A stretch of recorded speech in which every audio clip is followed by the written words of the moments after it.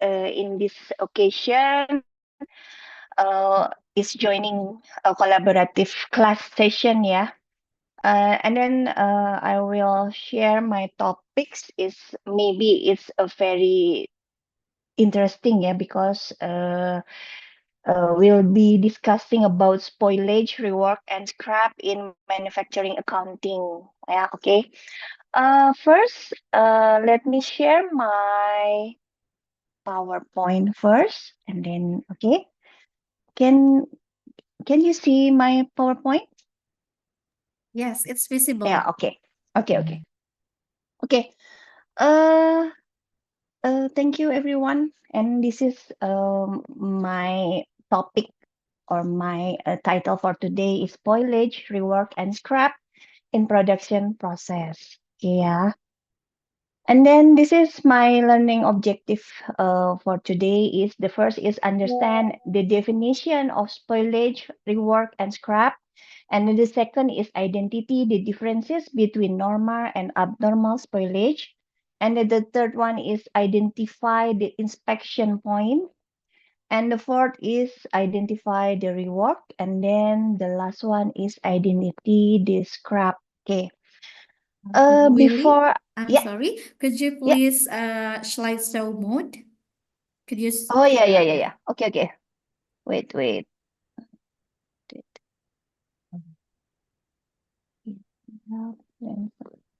Okay, this All right. better. Yes. Sorry. Okay. Before I start to or jump to the first one, is understand the definition of the spoilage, rework, and scrap. Maybe I would like to refresh first. Yeah. Uh, do the students follow me? Because I think some of them are off their camera. Yeah.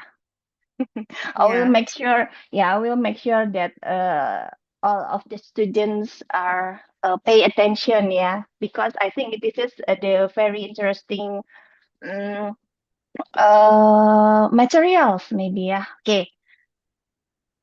Wait. Okay. The first, I would like to refresh our knowledge, yeah, about the production flow with the process costing and the job order costing in manufacturing company before I jump to the spoil and so on, yeah, the title. Okay, the first, who wants to make the explanation about what is the differences between the job order costing and the process costing? Okay, who wants become a volunteer to make the explanation about what is the differences between the job order costing and the process costing? Okay, does anyone help me? The students? Hello. Hello, students. Maybe you can give us reaction. Yeah. You can share your reaction like thumbs up or laugh or something like that. So Ibu Willy may know that you are still in our Zoom meeting. Yeah. That's true. Okay. Oh, I think this is okay. Priscilla Gitametani Purba. Yeah. The student from USA. Okay.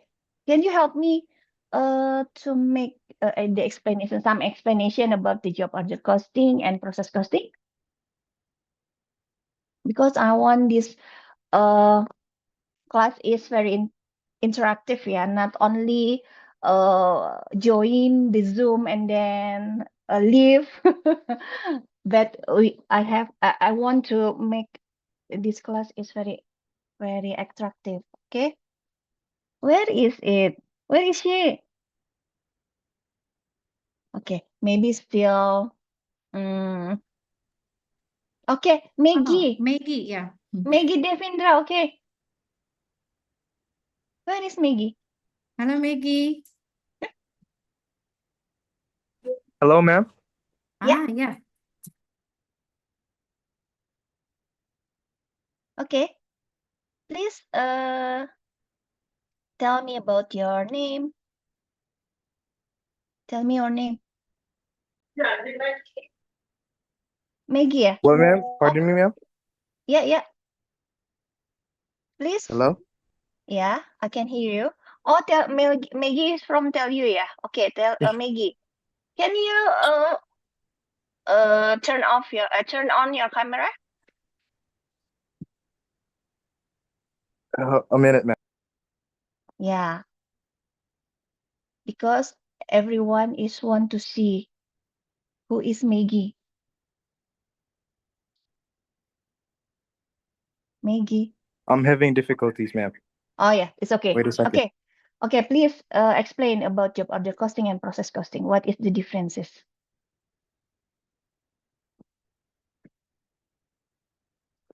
Maggie. Wait, ma'am. Yeah, okay.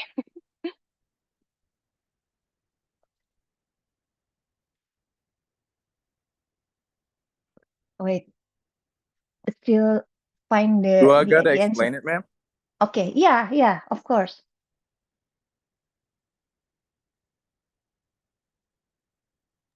What's the question again, ma'am?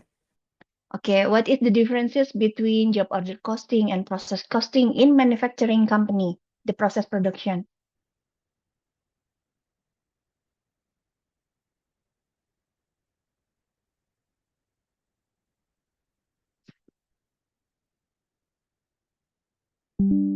Maggie, where are you? Okay, while we were still waiting for Maggie to answer my question. Okay, ma'am. I got it. Okay. Job order costing is more of a Yeah. like a custom work, and if process costing is wait, ma'am. Still forgot. Tara masama. No. Bantuin sama anak. Okay, Maggie.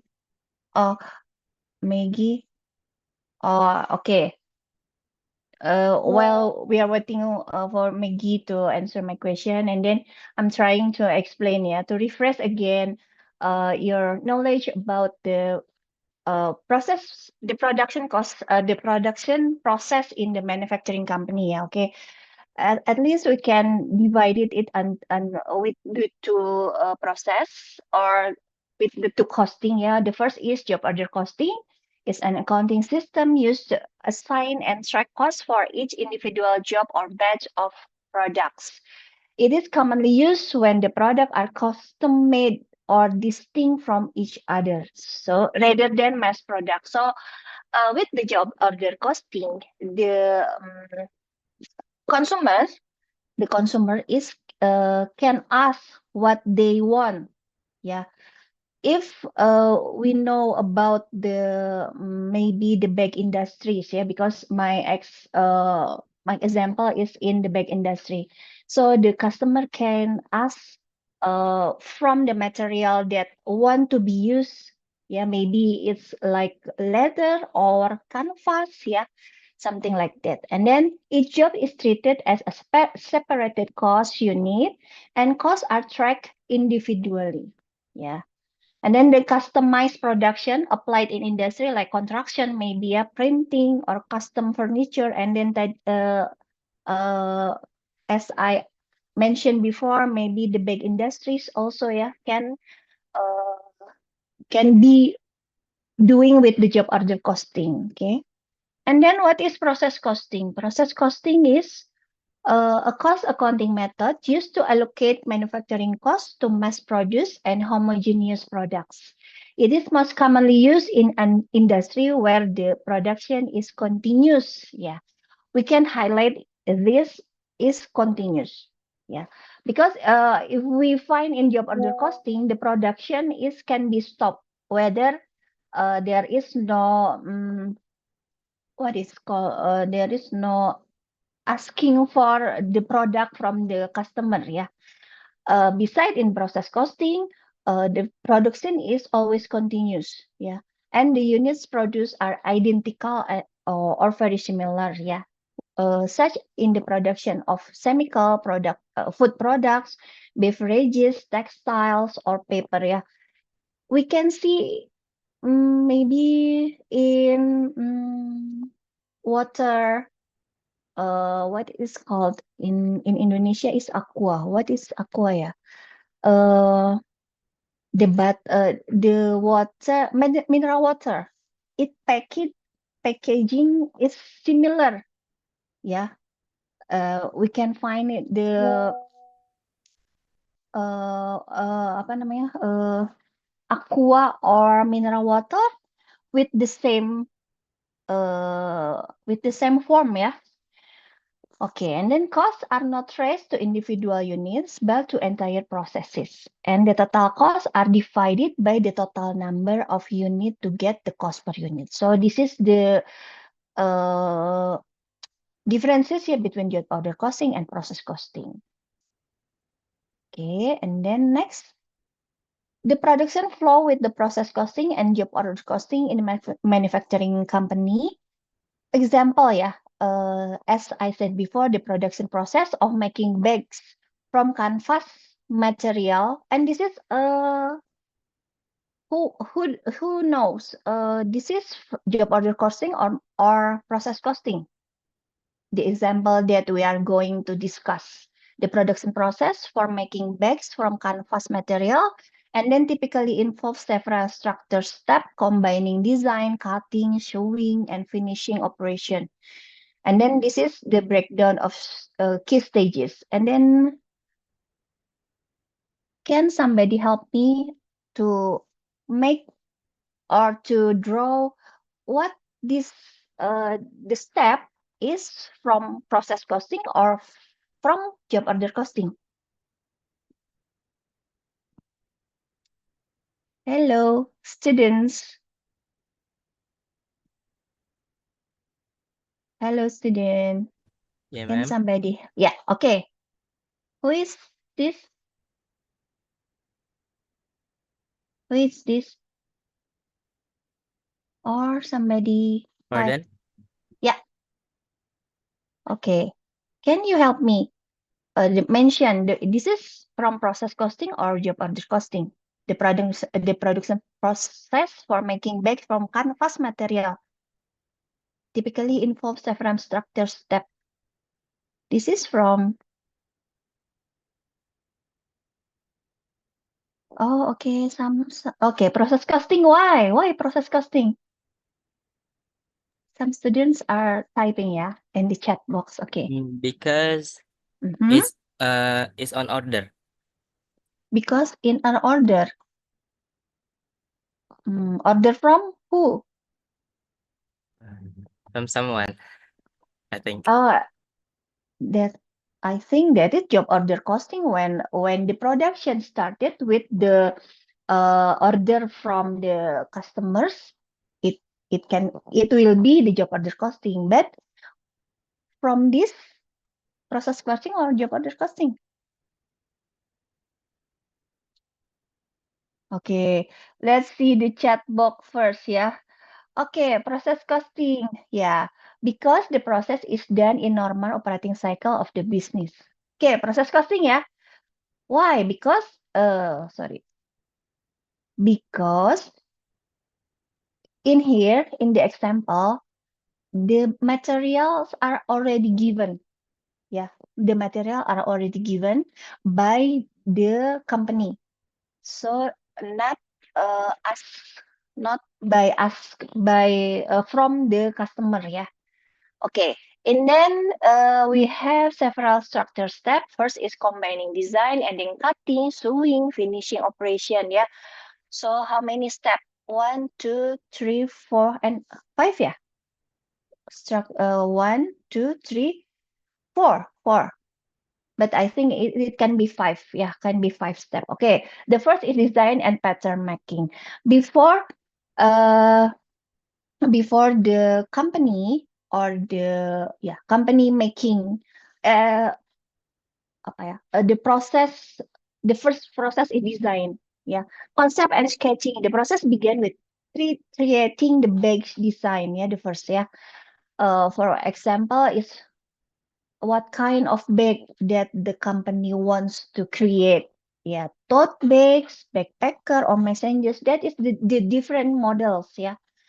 And then every different model also has, or maybe need the uh different kind of materials, yeah. And then technical drawing. Designer create a detailed drawing with dimension and specification. And then the third is pattern development. A paper or digital pattern is made for each part of the bag. Yeah, for example, body, strap, pocket, lining, etc. Yeah, that's the first step is design and pattern making. And then the second is material selection and cutting. Okay, because at the first, the company is decided to use the material with canvas. So at the second step, yeah, material selection is decided with canvas selection. Yeah, durable canvas fabric is chosen based on weight, texture, and color. And then the second is additional material, lining fabric, zippers, bucklet, threads, and reinforcement material are selected. And then the third is cutting. Canvas and other material are laid out and cut according the pattern. And then this might be done manually or with cutting machine. Yeah. And then the third step is sewing and assembly. Sewing component pieces of such as pocket, label, zippers are stitched first, yeah. And then the second is main assembly. Front, back, bottom, and side of the bag are sewn together. Reinforcement may be added to distress the point, yeah. And then the third is strap attachment. Handles or shoulder strap are added and securely stitched, often the double seam or bar tacking. And then that's the third step. For the fourth step is finishing. Yeah, edge bending and seam cleaning. Raw edges are bond or overlock and loose threads are trimmed. Yeah, and then pressing and inspection. Bags are present for a neat appearances and inspected for defects. Yeah, for example, misstitch or the alignment. Yeah, and then the third is branding. Text or logo are attached, either shown or screen printed. And then the last step or the fifth step is packaging and distribution.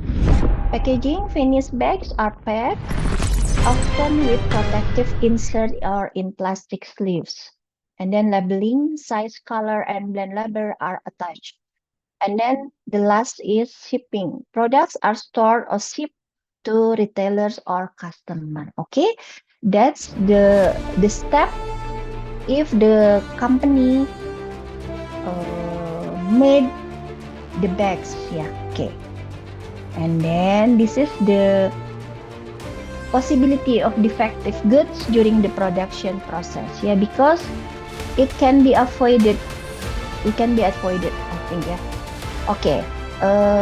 So this is the resume that I already explained above. Yeah, the process production in manufacturing company, it can be divided become two process, and the first is process costing, and then the second is job order costing. Okay, and the possibility of Alright, defective sunshine. goods are being produced from the manufacturing process. It can be spoiled, reworked, or scrapped.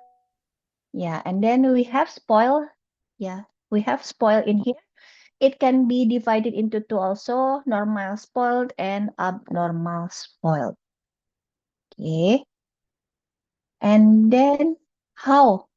Okay, this is the definition, yeah, about the spoiled. What is spoilage? Spoilage is refers to unit of production, whether fully or partially completed, that do not meet the specification required by the customer for goods unit and are discarded or sold at reduced prices. Maybe some of you have bought some goods that with lower prices, yeah,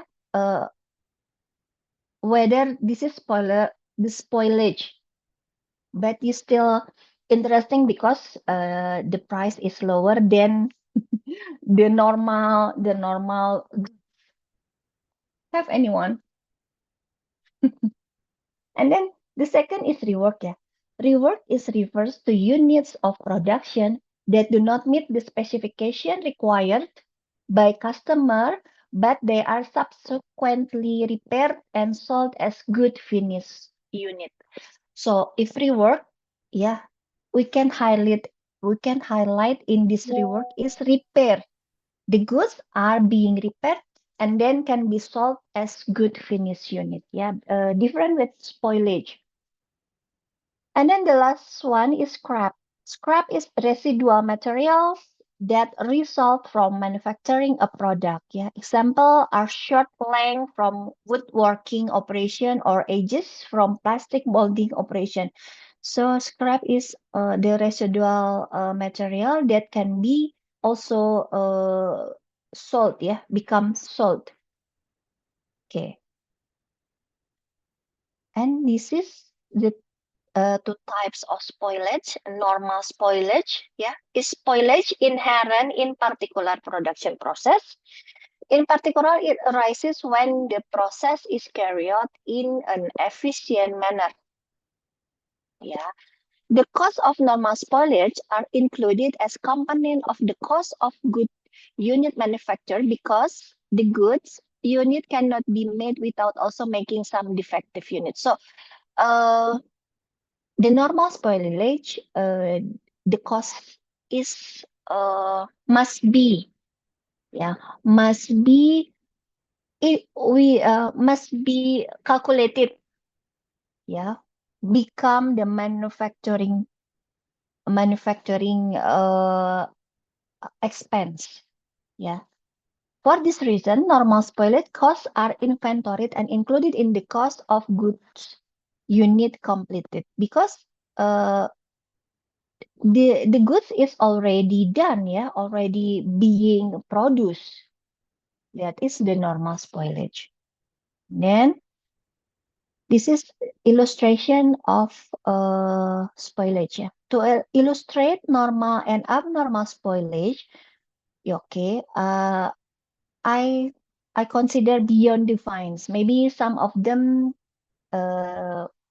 already known, yeah, beyond defines as the big producer in its production process may have spoilage product also, yeah. Here is the data from Beyond Divines or BTV. In January 2020, BTV incurred costs of 3,075,000 to produce 25 and 500 units bags. Yeah. Of these 2,500 units, 2,000 goods, 2,000 are goods unit and 500 are spoiled units. So BTV has no beginning inventory and no ending inventory that month. Of the 500 spoiled unit, 400 units are spoiled because the sewing machine may misalign seam or break the needles. Yeah, we cannot manufacturing good bags 100% of the time.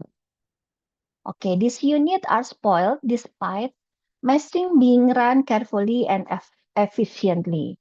Then the remaining of 100 units are spoiled as a result of machine breakdown and operator error. So in here we have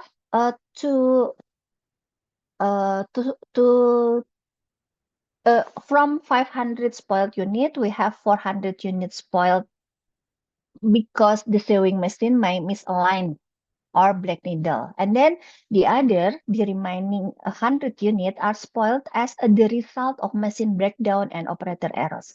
So this is we have 400 units first and then the 100 units second. So what we gonna do with this 400 and 100 units? Yeah, that's so because there are be different valuation. Okay, and then okay, as I mentioned before, the spoilage is become normal and abnormal, yeah. Okay, for the first, we have to make sure which one the normal spoilage, yeah. And then this is the first beyond the fines account for the cost of 400 units of normal spoilage as a follow. Manufacturing cost per unit is $3,775. It divided by 20,500 units. Yeah, it become $150 for each unit. And then manufacturing cost of good units alone is $150 per unit. Yeah. Which unit is 2,000 units. So this is become $3 million. And then normal spoilage cost is $150 per unit. We have 400 units. So it can, the total is $60,000. And then total of manufacturing costs of goods unit completed, included the normal spoilage, is $3,060,000. Okay, and we can find the normal spoilage rate are computed by dividing the unit of normal spoilage by total good unit complete, not total actual units started in production. Yeah, at BTV, the normal spoilage rate is 400 divided by 20,000. It's mean 2%. There is often a trade-off between speed of production and normal spoilage rates. Yeah, and then this normal spoilage is cannot be avoidance. That's on in a process production that will be, yeah, the normal spoilage. So the company must be careful because it cannot be avoidance. Okay, and there is often a trade-off between speed production and normal spoilage rate. Manager choose how many units to produce per hour with understanding that at the chosen rate, a certain level of spoilage is unavoidable. Okay. And this is the abnormal spoilage. Abnormal spoilage is spoilage that not inherent in a particular production process and would not arise under efficient operating conditions. Abnormal spoilage is regarded as avoidable and controllable. Yeah. Line operation and other plant personnel generally can decrease or eliminate abnormal spoilage by identifying the reason of machine breakdown, operator error, and so forth by taking steps to prevent them from recurring. Yeah. To highlight abnormal spoilage cost, company record the cost of abnormal spoilage in a loss from abnormal spoilage account, which appears at the separate line item in the income statement. So the different allocation, yeah, from the normal spoilage before, sorry.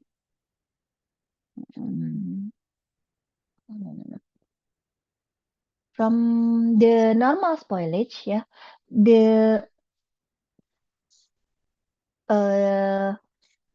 the normal spoilage, we can put it to the which one? Oh, sorry. We can adding to the cost of goods sold, yeah. But in abnormal spoilage, yeah, the expense is we have to put a loss in from abnormal spoilage account, which appears as separate line in item in the income statement. That is, unlikely normal spoilage, the cost of abnormal spoilage are not considered inventoriable and are written off as a period expense. So at BTV, yeah, at the Beyond Divines, the producer of bags, the 100 units spoiled due to the machine breakdown and operator errors are abnormal spoilage. Yeah, that is, unlike normal spoilage, the cost of abnormal spoilage are not considered inventoriable and are written off as a period expense. At BTV, the loss from abnormal spoilage is $15,000. Yeah, from calculation $150 per unit. Yeah, and we have 100 units that spoilage caused from abnormal spoilage. So this is the loss from abnormal spoilage is become $15,000. Yeah, okay. Okay, this is the most interesting question. How does the company detect spoiled products in its production process? How? Maybe the student can help me. How does to answer this question? How does the company detect spoiled products in its production process?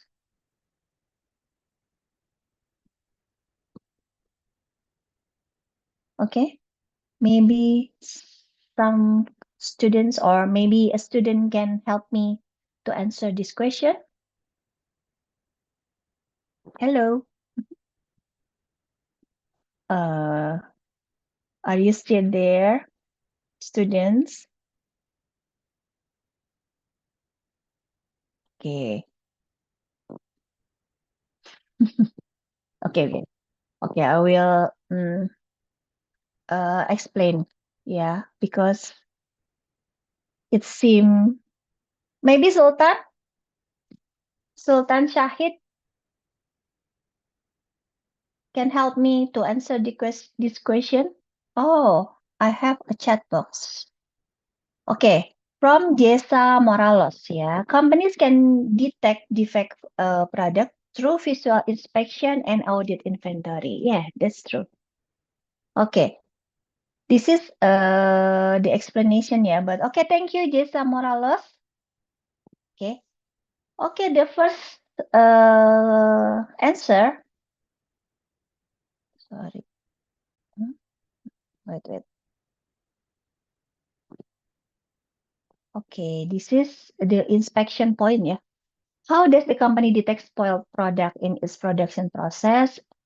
The way the answer is by the inspection point. Yeah, the inspection point is the stage in the production process where the products are checked for quality.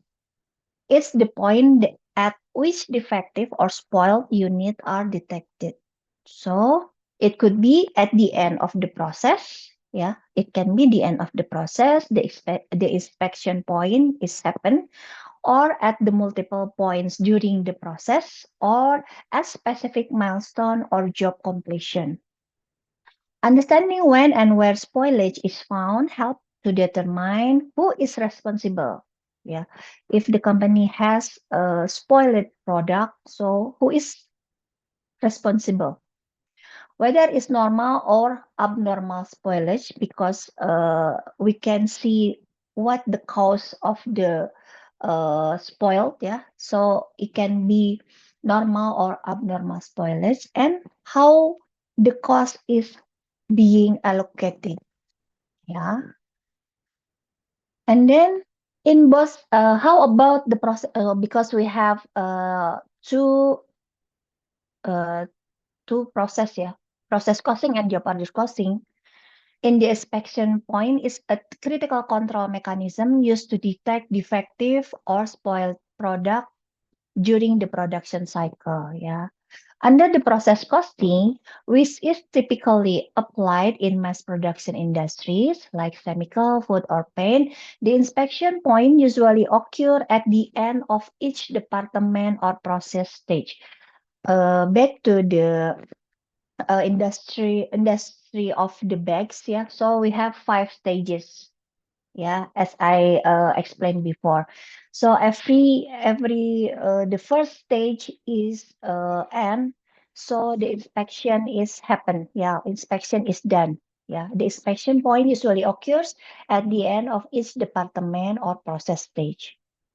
Spoil Spoilage is often considered a normal part of the production. If it is detected at the inspection point and it falls with expected limits, the cost of this normal spoilage is absorbed into the cost of the goods unit produced.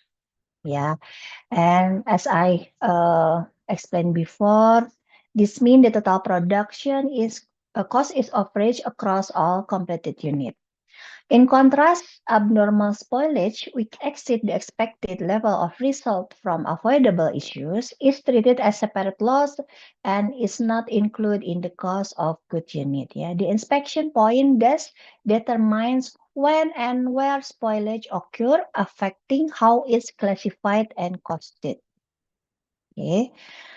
Okay, this is also the example ya. Consider shirt manufacturing. Normal spoilage in the form of defective shirt is identified upon inspection at the end of the production process.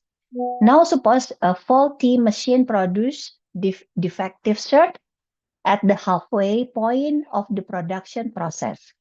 These defective shirts are abnormal spoilage that occur at a different point in the production process than normal spoilage. The per unit cost of abnormal spoilage is then based on cost incurred up to the halfway point of the production process, while the per unit cost of the normal spoilage is based on cost incurred through the end of the production process. And in job order costing used in industries production custom or unique items such as furniture making, printing, or construction, the inspection point is typically placed at the end of each specific job.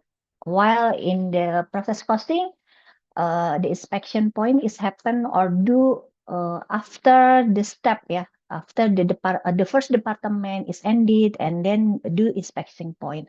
But in job order costing, the inspection point is typically placed at the end of each specific job. Here spoilage is tracked per job rather than across a mass of units. If spoilage is discovered during or after the job and is considered normal due to the nature of the work, its cost is added to that specific job. However, abnormal spoilage, such as due machine failure or human error, is charged as a period loss, not to the job.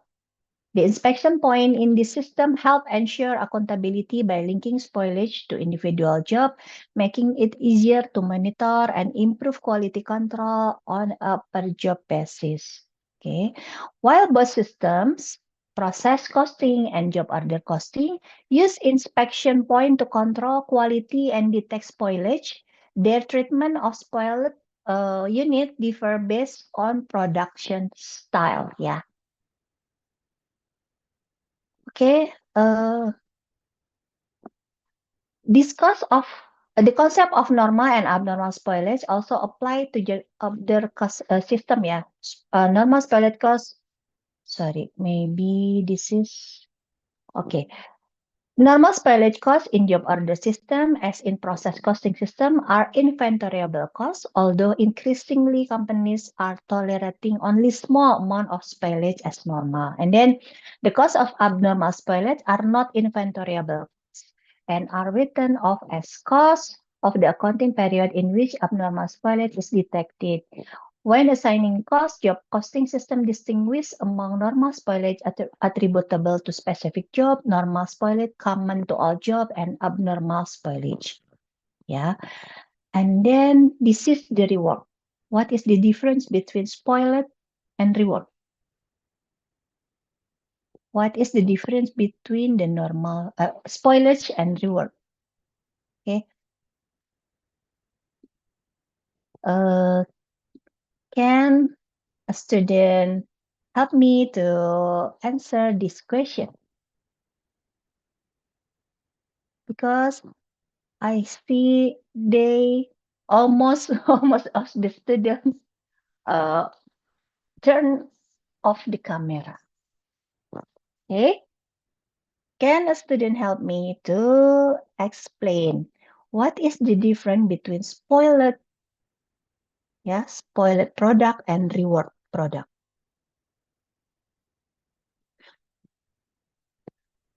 Okay, hello. Hello.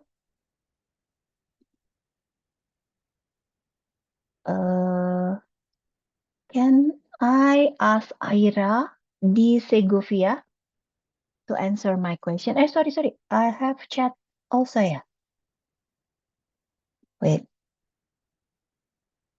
Okay. Some of them have a connection, the unstable connection, yeah. So they have to off their cameras. Okay. Risa Eller, yeah. Spoilage refer to material or products are damaged, defective, or unstable and must be discarded. Rework involves fixing or correcting defective items so they can meet quality standard and still be used. Okay, that's true. Good answer, yeah, Risa. Okay, and then Horika is answered. Spoilage refers to unstable portion of a product, whereas rework is process of fixing defects in product to make it usable. Okay, that's also correct. Good job. And then from Aira, okay, Aira, spoilage is a product that cannot be fixed or used. Rework is a defective product that can be fixed and used. Okay. Okay, that's a correct answer also, yeah. And then Kila.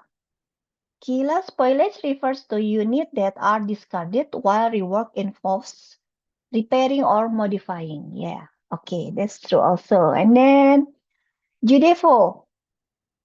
In manufacturing, rework refers to defective unit that can be fixed to meet quality standard, and its treatment varies by costing system. In process costing, normal rework costs are spread across all units, while in the job order costing, they are charged in the specific job or normal rework, and both systems is treated as a separate loss. Okay, thank you very much, Judefo. Your answer is correct also, yeah. And then this is my student from Muhammad Sultan Sahid Prabowo. Rework products are fixed to be sold, while spoiled products are flawed and discarded. Okay, true. And maybe a spoiled product can also be sold, maybe. So, oh, so many answer. Miss Novi, how many times I have 12 minutes, Miss. 12. Yep. Okay. Thank you very much. Okay, and then tadi sampai siapa? Muhammad Sultan, ya. And then KY. Spoilage is product that cannot be used anymore, while rework is product can still be repaired. Yeah, that's true. Okay, thank you very much, KY. And then Mahra. Reworks refers to the additional work required to correct defective products and do not meet quality standard. And spoilage, on the other hand, refers to product that cannot be fixed or sold due to defect and damage. Okay. Thank you for your answer, Mahra. And then Jessa. Rework is repairing defective product while spoilage is discarded or sold at the reduced price. Yeah. Thank you, Jessa. And then this is so many answers, yeah. Okay, I'm happy. I'm glad to for the response. Wow. But maybe can I read it later, yeah? So because we still have some explanation about the rework, yeah. Okay. Rework, yeah. In manufacturing, rework refers to defective unit that can still be repaired or modified to meet required standard, as opposed to being discarded like spoiled unit. The way rework is handled depends significantly on the costing system used, process costing or job order costing, because each system has different method of cost allocation and production tracking. Okay, and this is the rework if the company use the process costing. In a process costing system, production is continuous. Yeah, as we know, production is continuous and units are indistinguishable from one another. It means that all the product have the same pattern or have the same apa ya namanya, bentuk, have the same form ya. Rework in this context is often viewed as a normal expected cost of the production process. Because individual units are not tracked separately, the cost of normal rework is absorbed into the total production cost as factory overhead cost and spread evenly across all good unit produced. This means that the cost of fixing defective units become part of the cost of unit, diluting the financial impact. When abnormal rework occurs beyond that's expected in normal operation, it is not included in production cost. Instead, it is treated as separate loss in the period. Same with the spoiled, yeah. Drawing managerial attention to a potential quality issue or operational inefficiency. However, one challenge in process costing is that reward can be less visible as it's averaged out, which may reduce the sense of urgency in addressing root causes. That's from process costing. How about rework at job order costing? Job order costing is used in environments where products are customized or produced in small batches. Yeah, because each job is unique, costs including rework are tracked individually. When rework is considered normal and specific to job, it costs added directly to that job's total cost, affecting its overall profitability. If the rework is common across all jobs, it may instead be treated as part of manufacturing overhead and allocated accordingly. Like in process costing, abnormal rework is charged as a period cost, kept separate from job costs to highlight inefficiencies. The inspection and rework processes in job order costing therefore provide a clearer view of performance at the job level, enabling more precise management control and pricing decision. So if we make the comparison between from rework, between rework in process costing and rework in job order costing, the core difference lies in cost traceability and visibility. The first is process costing treats rework as collective costs, which simplifies accounting by obscure specific quality problems. Job order costing, however, emphasizes accountability and transparency at the job level, making it easier to control rework and manage client expectation. Moreover, in job order costing, reward may directly affect profit margin, pricing decision, and customer satisfaction. So the need for accurate tracking and root cause analysis is more immediate. In process costing, the reward is part of ongoing flow. And unless it's abnormal, it may not receive focused managerial attention. Yeah, and then this is the last one. Yeah, the last material is scrap. What is scrap? In manufacturing company, scrap refers to the residual materials that are left over after the production process. Yeah, so the materials become residual, left over after the production process. These materials are typically small fragments or trimmings or shaving that result from cutting, shaping, or machining raw materials. Unlike spoiled units, which are defective finished goods that may or may not be reworked, scrap is not intended to become part of the final product. While scrap often has minimal value, it can sometimes be sold or recycled, or disposed of quickly or stored for later sale.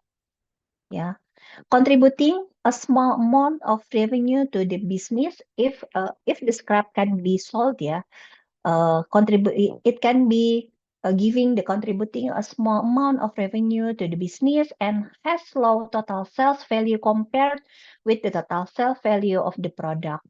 Yeah, scrap record not only help measure efficiency, but also help keep track of scrap and so reduce the chances of theft. Yeah, okay, that is the end of my explanation. But before that, I have the question. I have two questions for all of you. Yeah. The first is, please explain the accounting treatment of scrap owned by manufacturing company if the company uses process costing. Maybe I already explained it, yeah. But it can be detailed. So, and then the second, are there any differences in accounting treatment if the manufacturing company uses job order costing? Please explain. Please explain. And I want to some of students maybe have the answer of these to my question. If my time is up, maybe the students can send the answer to my emails. Okay. Okay, Miss Novi. All right. The- Okay. yeah. So, is it enough, Dr. Willy? Okay. For me, it's enough. But if the student have the answer right now, yeah, I want to hear directly in here. But All if right. yeah, okay. Thank you very much. Okay. All right, students. So there is a question, yeah, from Dr. Willy. There are two questions actually. So maybe if you want to try to answer right now, yeah, please, you are welcome. But if you think that you need the time, yeah, maybe you can share your answer via email, yeah. So don't forget to capture the email, or maybe you can also send your email address, Dr. Billy, in the chat box. Okay. Okay. Yeah. And maybe I can share my PowerPoint Yes, of also. course. Okay. Yes. All Thank right. you very much. Mhm. Thank you. All right. Okay. Thank you very much, Dr. Willy, for the explanation. All right. So, everyone, once again, do you have a question before we continue to the next speaker? Students? Could you please give us a reaction if you think that's all clear? So give us a thumbs up reaction. All right. Okay, I think all the explanation are clear. So maybe we can continue to the next speaker. Thank you, Dr. Willy. All right, everyone. So the second speaker is Dr. Ace, Mr. Ace Jerome. So Dr. Ace, are you there? Yes. Yes, All ma'am. right. Thank you. Okay. So Dr. Ace is from University of St. Augustine, everyone. So please welcome Dr. Ace. Hello, good morning, everyone. Morning. Good morning, Mr. Ace. Yeah, good morning to also our friends in Telcom University and to the students of the Telcom University at the same time with the University of San Agustin. So, with your permission, let me share my screen. Yes, please. All right. So, can you please confirm if you can see my screen already? Yes, it's visible. Okay, thank you very much, ma'am, for your confirmation. And now, class, we will start discussing the next topic, and that would be the cost volume profit analysis or the CVP relationship or analysis. So I guess with the University of San Agustin and the Telcom University has already, I think, started the part one or first portion of or section of the cost volume profit analysis. So maybe we will focus more on the part two But before that, let us see the learning objectives of this topic. So the first three topics are actually part of the first section of the CVP analysis, which explain the features of the cost volume profit analysis and determine the break-even and output level needed to achieve the target operating income for the learning objective number 2. And learning objective number 3, understand how income taxes affect the CVP analysis. And later we will have a summary of these three learning objectives. But this session, we will focus more on learning objectives 4 to 9.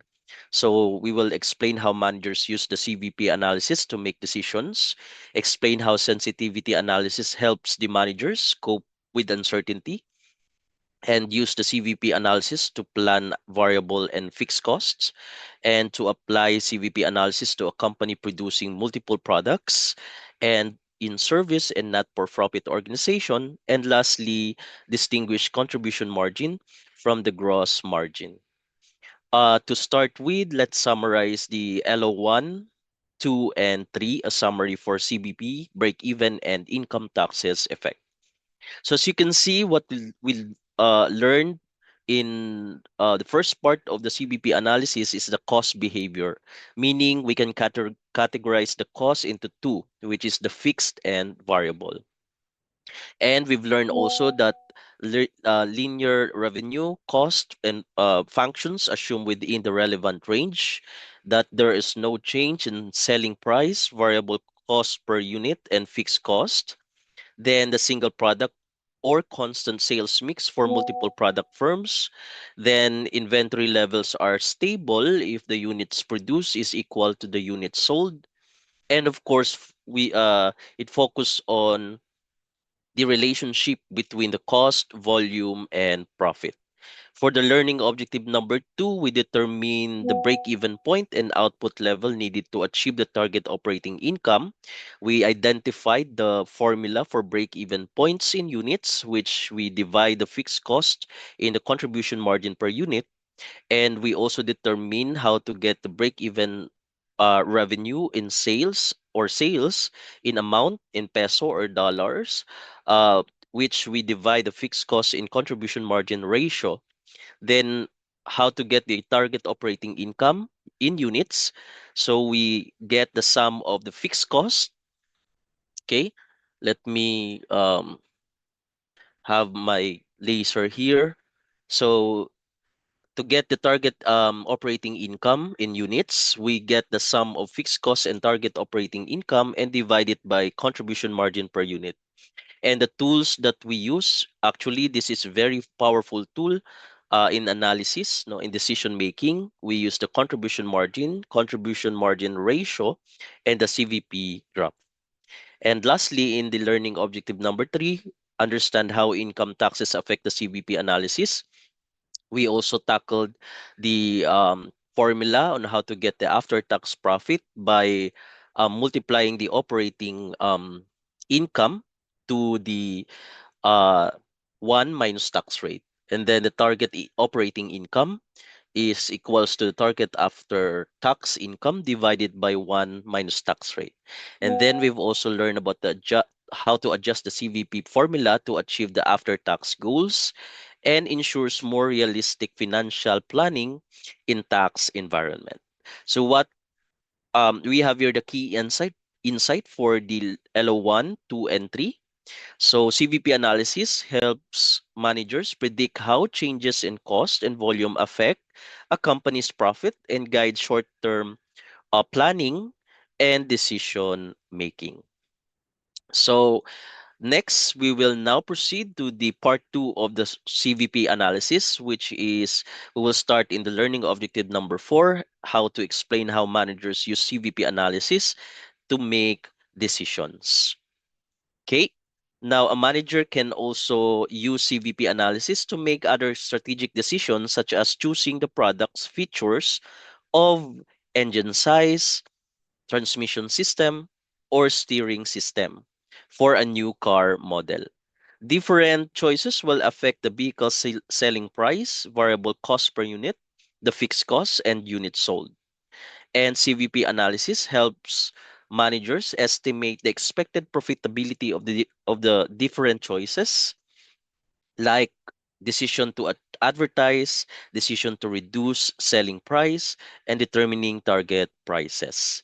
So we will discuss this one by one. We have problem and the concept and problem application.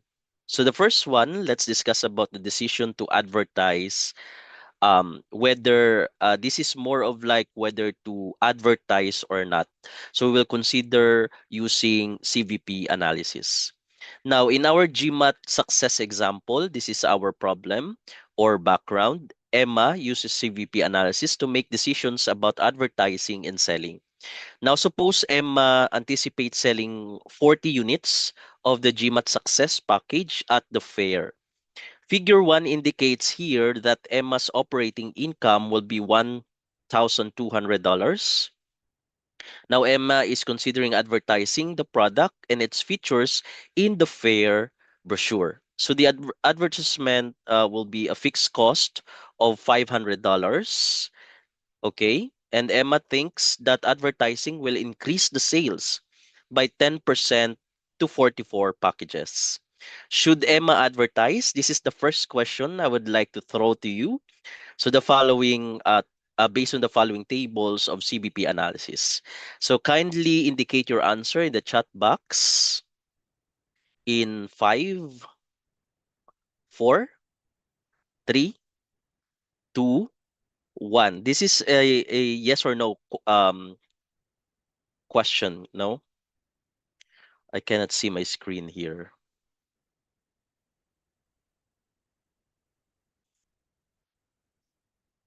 Okay. Do you have now the answer whether to advertise or not based on the given information? So maybe you can answer this while I'm also giving you the answer. Okay. So let's start. Okay. So some answer yes.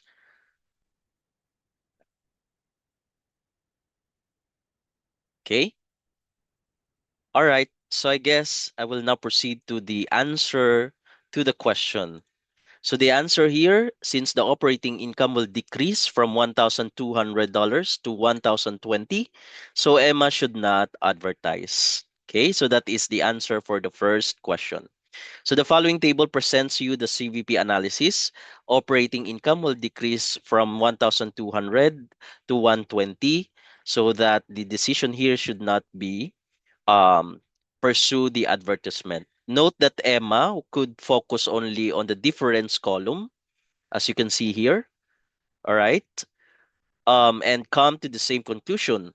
If Emma advertises, contribution margin will increase by 320, so meaning revenues of $800 minus $480. However, we have also the fixed cost, which will increase by $500, which resulting to 180 decrease in operating income. So when you using the CVP analysis, try evaluating your decisions based on differences rather than mechanically working through the contribution income statement.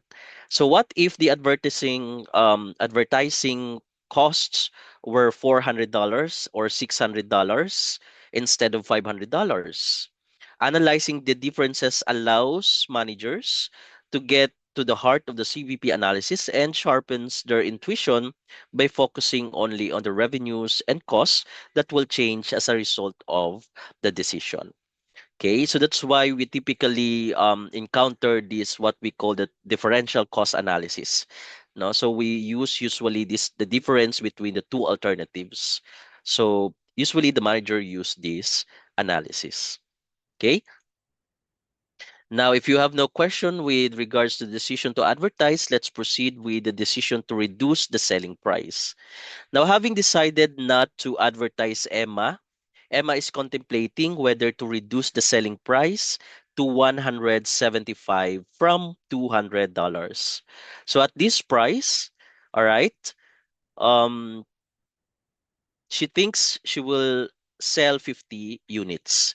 Okay, so if she will change from 200 to 175, she thinks that she will sell a 50 units.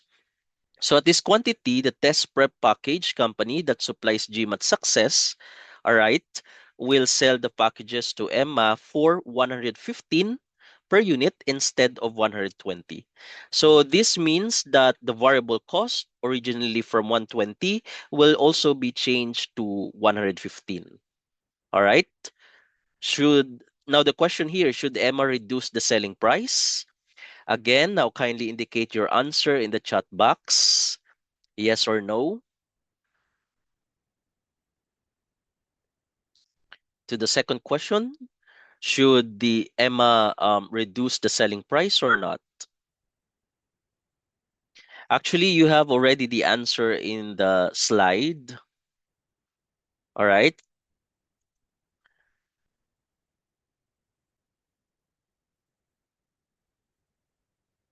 So the answer here is that decreasing the price will reduce contribution margin by 200. And because the fixed cost of $2,000 will not change, will also reduce Emma's operating income by $200. So Emma should not reduce the selling price. So it's very important for us to know the difference or compare the contribution margin of the new selling price pertaining to the new selling price and this and the this in sorry contribution margin of the original price. So compare the original 200 selling price to 175, but don't forget also to include in your analysis the variable costs from 120 to 115, and then the new selling sold units.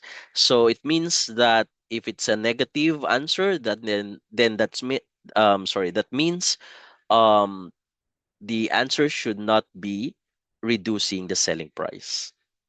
Okay, now let's proceed with number 3, determining the target prices.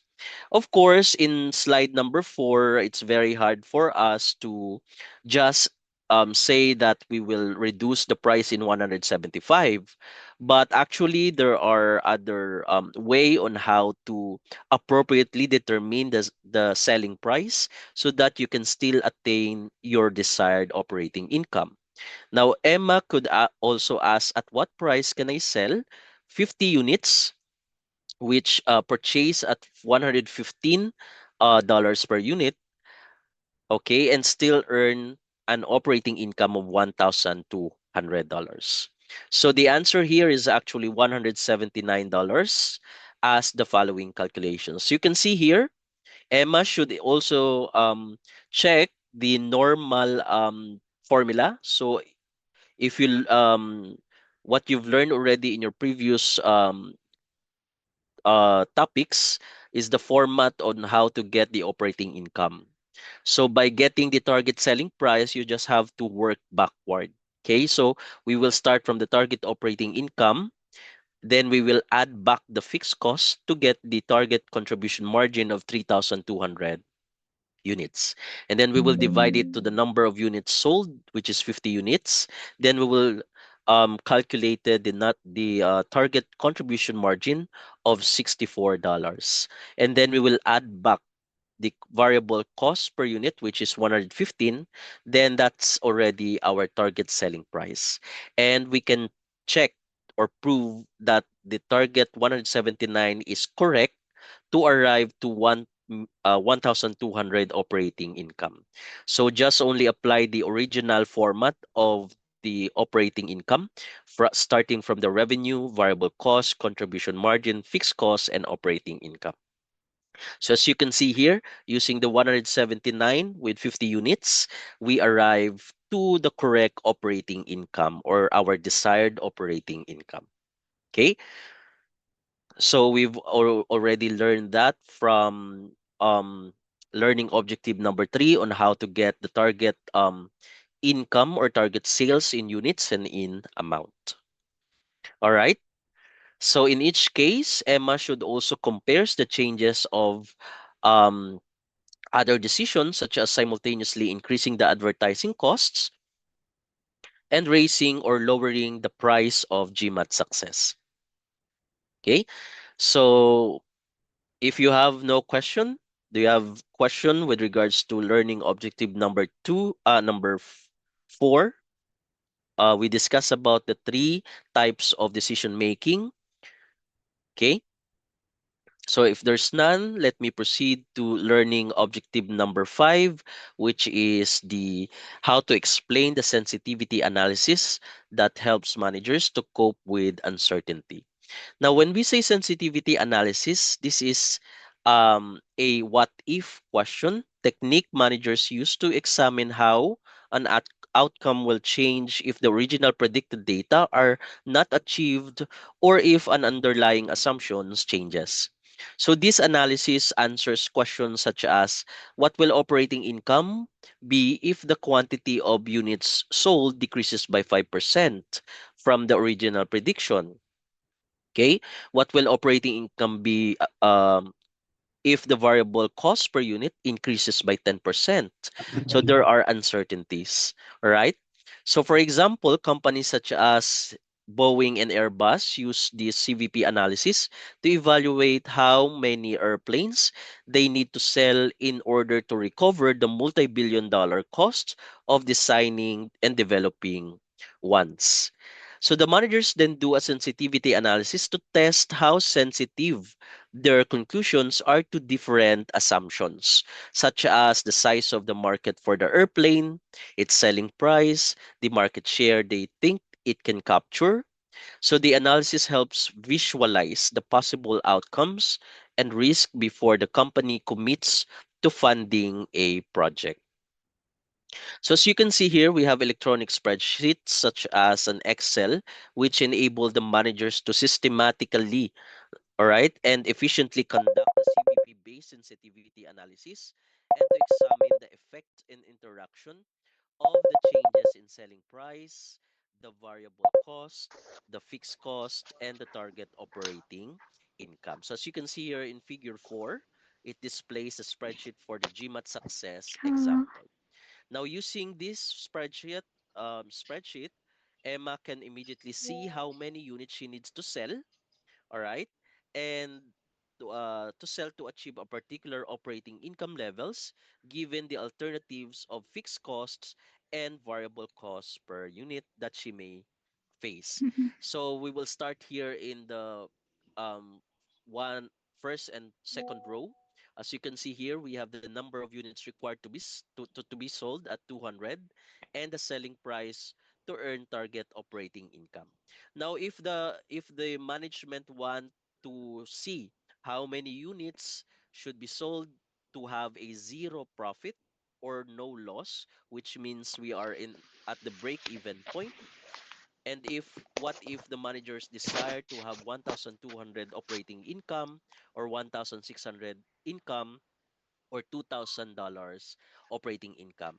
Given, of course, that there are given fixed costs, okay, and the variable cost per unit. So as you can see here, you need to sold 32 units in order for you to have a desired profit of 1,200, considering that your fixed cost is $2,000 and you have variable cost per unit of 100. The same as with if ever you have 2,800 fixed cost and then you have variable cost of 150, you need to sold you need to sell 56 units in order for you to recover your costs, which gives you a zero profit or Kok loss. kepalaku sakit What ya? if the company wants to have 2,000 um, operating income, given that they have 2,400 fixed costs and 120 variable costs per unit? So they need to sell 55 units in order for them to achieve the operating income. So the lesson here is that this is very powerful tool to be that the manager use actually to help them analyze Kenapa? the changes in costs in any Hmm, important factors so that they can recover immediately in the possible loss they anticipate. So normally we use this formula, the number of units required to be sold, and we've discussed that in the learning objective number 3. Okay. Now, an important aspect of sensitivity analysis is the margin of safety. So if you remember the margin of safety, we have here the formula. We can get the margin of safety by Kenapa? deducting the budgeted or actual revenues to the break-even revenues, Ah, or we can also get the margin of safety in units by deducting the apa? budgeted actual sales quantity Apa minus the apa? break-even quantity. So when we say margin of safety, it answers the what if question. What if the budgeted revenues are above the break-even point and drop? How far can they fall below budget before the Enggak, break-even point is reached? enggak, We know that enggak, if we are in the enggak. break-even point, it means that we Terus anticipate tiba-tiba anticipate pas no aku profit or pas loss. aku So buka any mata, above or ih kepala below will dimatiin. be your income or loss respectively. Okay? Now sales might decrease as the result of Parah sih. factors such as poorly executed marketing program or a competitor Enggak introducing a ada better kamu product. Now bilang. let's have here an example. Assume that Emma has fixed cost of 2,000, selling price of 200, variable cost per unit of 120, sells 40 units, and budgeted revenues are $8,000. Iyalah The orang baru budgeted buka mata operating langsung income here dimatiin. is Ih parah banget. 1,200. Now to get the break-even point of 25 units or 5,000, we use Enggak, the kamu nggak break-even point formula bilang. to get this 25 units break-even point and 5,000 units break-even revenue. Astagfirullah. Now to get the margin of safety, let's apply this formula. All you have to do is to Iyalah determine the orang buka budgeted mata langsung revenues and the dimatiin. break-even revenues. Parah Since banget. $8,000 budgeted revenues is already given, we have to deduct that in the computed Aduh. break-even point. So it means that the margin of safety here is 3,000. And to get also the margin of safety in units, let's also get the difference between the Kenapa budgeted tanggal sales 26? in units and the break-even Kenapa sales in tanggal units, which 26? gives us 15 units. We can also sometimes Hmm? express the margin of safety into a percentage. So all you have to do is Hmm. to divide the margin of safety in Terus kamu dollars. berangkatnya In this kapan? case, we have 3,000 and then divide it by the Berangkat mana? budgeted revenue. In this case, we have 8,000 given. So that gives us Hah? 37.5%. Okay. Now, in our Ngejemput example, the ini margin of lagi safety here is mahasiswa. 37.5%. What does it mean? That Tanggal is, berapa sih revenues ini? would have Oh, decreased tanggal substantially by 23 deh kayaknya. Oh iya deh. 37.5% to reach the break-even Hmm. revenues. It means like this is an allowance for you before you uh, incur losses because which means that this 37.5% is Kayaknya minggu above the depan aku break-even jadi point, ke Ternate which deh. you gives you zero profit or loss. So it will if this will be decreased until it reaches the 0 point and negative, then that means Oke. you are anticipating losses. Okay, so in this case, the high margin of safety gives Emma confidence that she No. is unlikely to suffer a loss.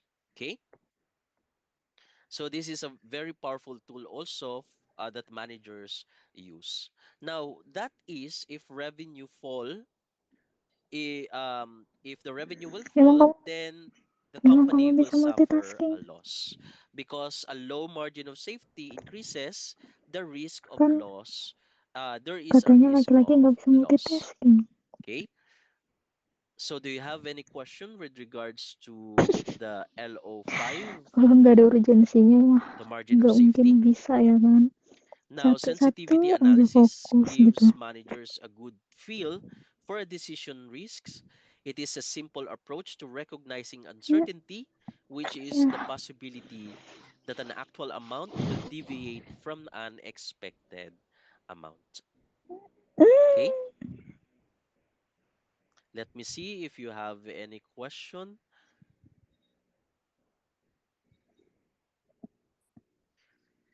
Ma'am, may I know how many minutes do I have left? It around 36 minutes. Okay, thank you very much. All right, so let's proceed with the next learning objectives, which is to use the CVP analysis to plan the variable and fixed costs. So we have here the cost planning and CVP. Now, managers have the ability to choose the levels of fixed and variable cost in their cost structures. This is a strategic decision that affects risks and returns. In this section, we will describe how managers and the management accountants think through this decision. So we have here the alternative fixed costs or variable cost structures of CVP-based sensitivity analysis, which highlights the risks and returns as fixed costs are substituted for variable cost in companies' cost structure. So as you can see here in our figure, you have here the line 6 and line 11. You have the fixed cost given 2,000 and 2,800 respectively. And you have also the variable cost and the number of units required if you will attain a 0 desired profit or 2,000 desired profit. Now, if we will analyze this, as you can see in line 11, which has the higher fixed cost of 2,800 and lower variable cost of 100 per unit than the line 6. Line 11 has the higher break-even point but requires fewer units to be sold, which is 48 versus 50. No, to earn an operating income of 2,000. Okay? Now, CVP analysis helps the managers evaluate various fixed cost, variable cost structures. Now, suppose we have here an example. For Chicago fair organizers offer EMMA 3 rental alternatives. Now, these are the options of the rental alternatives. Option 1, you have $2,000 fixed fee. Option 2, you have $800 fixed fee plus 15% of GMAT success revenues. And you have option 3, 25% of GMAT success revenues with no fixed fee. Now, in exhibit graphically depicts this profit volume relationship in the risks for each option. So as you can see here in the line representing the relationship between the units sold in the operating income for option 1, all right? This is the line for option 1, as you can see here, all right? This is the same as the line in the graph, fixed cost of 2,000 and the contribution margin of $80. In the line representing option 2, all right, you have, it shows that you have a fixed cost of 800 and a contribution margin of $50. All right, so meaning 15% of the revenues or 15% times $200. All right. And then you have also the line representing option 3 shows the fixed cost of 0 and then a contribution margin of $30 because this is the 25% of the $200. Okay, so in this case, which option do you think is the best? So write your answers again in the chat box in 5, 4, 3, 2, 1. Just type or key in your answer which option is the best. Oh.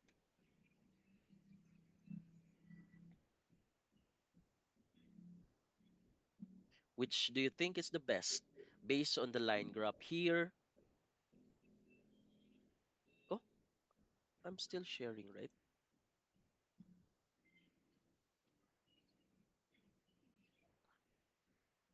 All right. Am I still sharing my screen, right?